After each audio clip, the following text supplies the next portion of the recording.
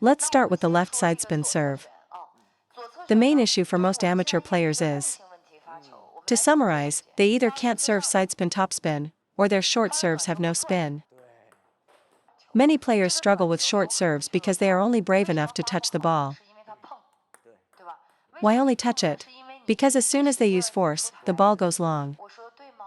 And the reason it goes long is that you're using your arm to generate power.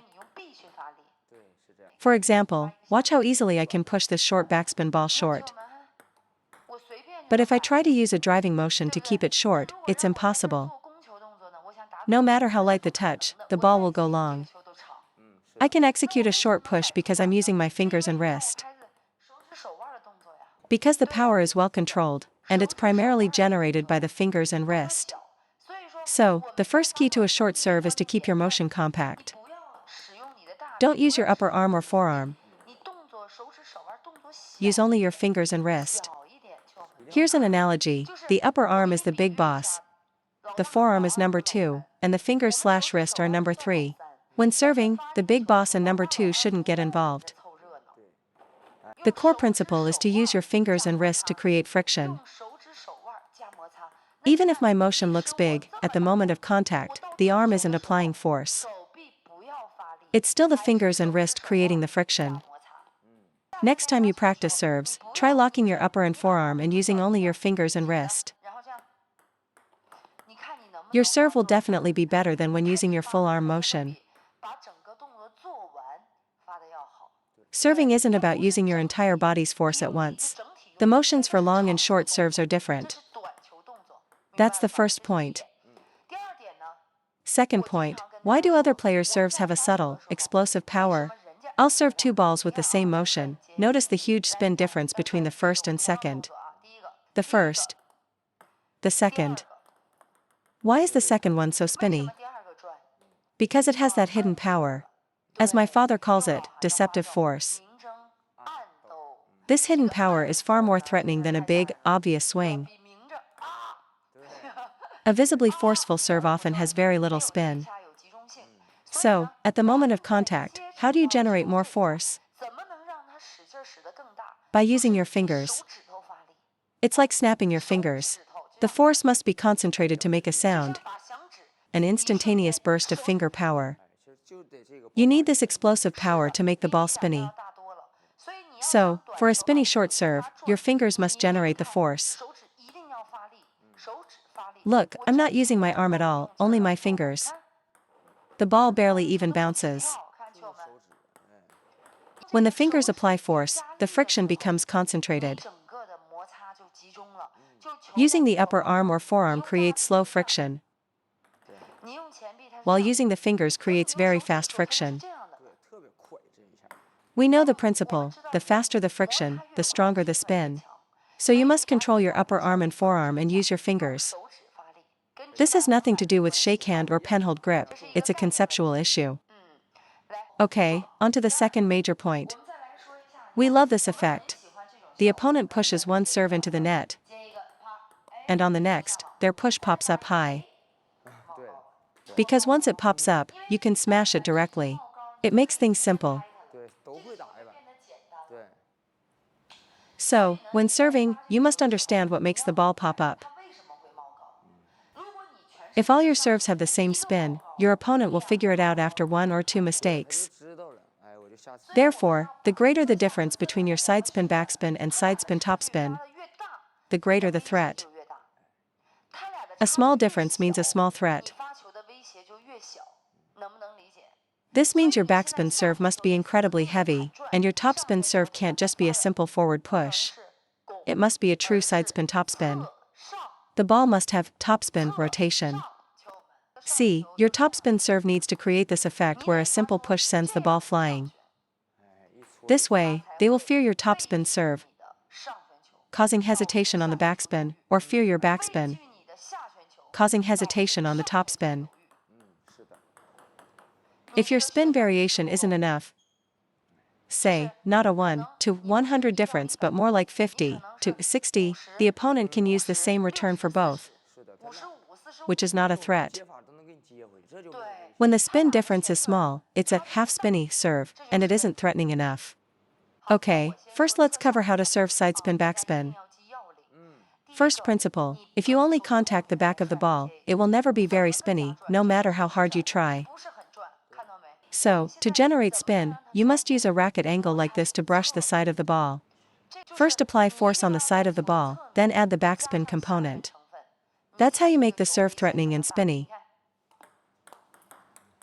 If you always chop the back of the ball, there is no sidespin component.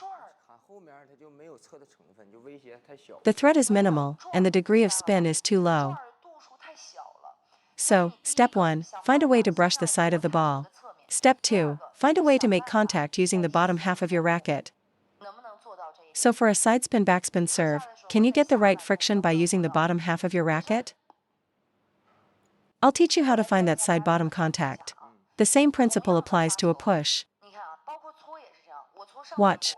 Using the same motion, if I use the top half of my racket for the push, there's no spin. But if I use the bottom half, it creates so much backspin that he ends up hitting the ball into the net. This proves that to generate the strongest possible spin, you must use the lower part of your racket to brush the ball.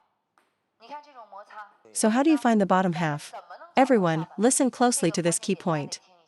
From the moment you start your backswing, you should be prepared to make contact with the ball on the bottom half of your racket. If your racket faces like this at contact, you're mostly making contact on the middle or top half of your racket. So, when you make contact, you absolutely must brush the bottom half of the ball. Here's how to do it. Take your racket back, and as the ball drops to the contact point, your wrist should still be laid back and open. If your wrist is already closing at contact, the contact point will be on the upper half of your racket face. The motion is already finished. So you must open your wrist, take it back, toss the ball, and contact it while your wrist is still open. Then you brush, and the ball will spin.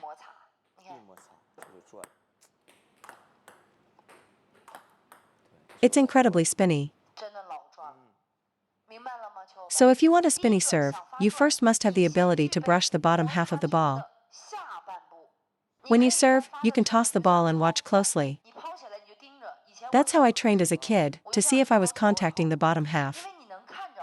For instance, that last one was on the lower half. You can serve and then check the ball mark on your racket to confirm the contact point. When you brush the bottom half, your sidespin backspin is twice as effective. Contact the top half, and it won't spin, because there's no surface for friction. Watch the contact point as you serve.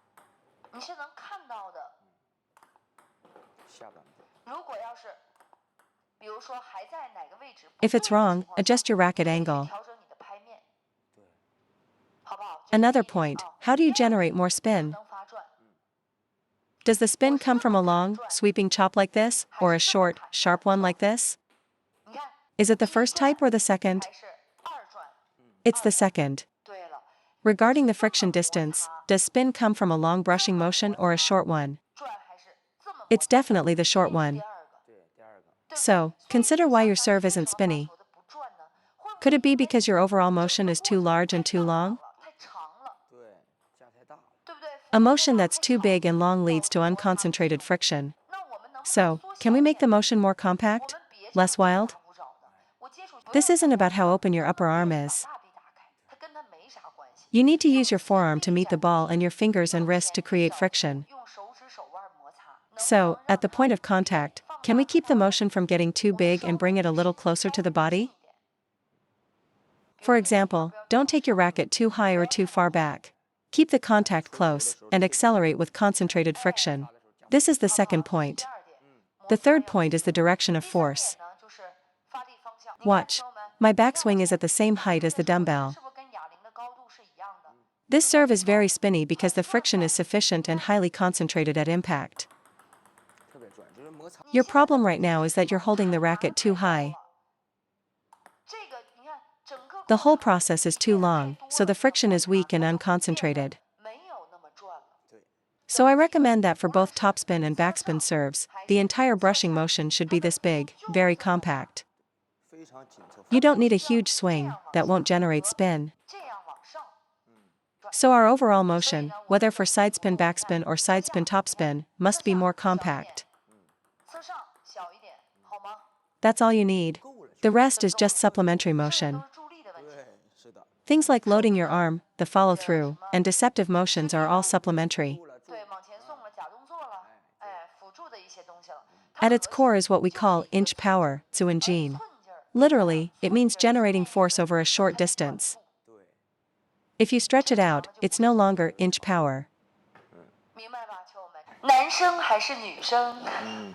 我感觉我现在女粉比男粉。女粉多，你看咱培训也是女的超级多，姐姐们。